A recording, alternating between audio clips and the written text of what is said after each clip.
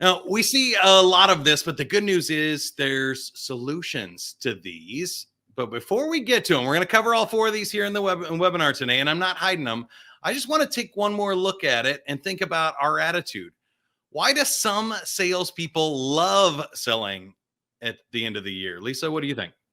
Well, I think there's there can be a real high, right? Because this is when a lot of those big contracts you've been working on all year come in. We had one comment come up that the fourth quarter has been a blockbuster showdown for them this year, right? You can see those huge numbers coming in, those big commission checks. That can be a real big positive towards the end of the year.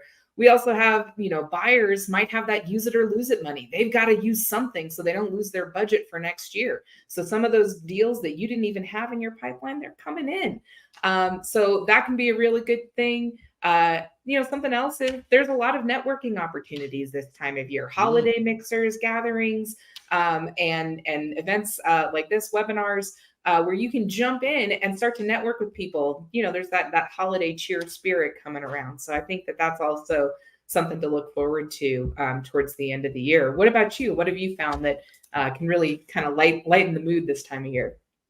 Well, I think it really depends on the industry and how that goes. So again, type your comments in the chat. We'll highlight what you have to say here, why people love selling at the end of the year.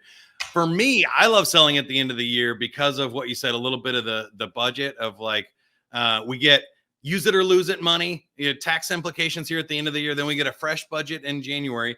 But I think there's also this sort of mental down cycle for people, especially like if you work in the construction industry or some of the other things that slow down in the winter, that you can start getting traction with people that are too busy in the summer or the fall. And all of a sudden things lighten up for them. And so specifically for us in sales training, it's like, okay, well, if sales are down in the fourth quarter, maybe we can spend that investing in ourselves. Maybe we can spend that learning more and growing and doing cool things off. So don't forget, it's not winter in all of the world. Jim, great point there. That's amazing. There is a lot of buying that happens at the end of the year. I think that's amazing.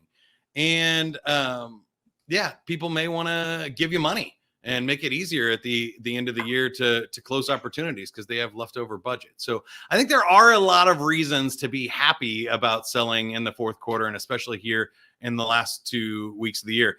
Love what Dana said, and you mentioned it too, Lisa, that it's just a great chance to reach out to loyal customers, send them thank you notes and Thanksgiving, send in holiday well wishes and updates, write a company Christmas letter, get those out there, all kinds of good things that we can do to keep in touch, get the holiday spirit going. Thank you for watching this highlight video from the Sandler Summit. You can join us for the next Sandler Summit in 2024, March 19th and 20th at the Orlando World Center Marriott. Register now at sandler.com/summit.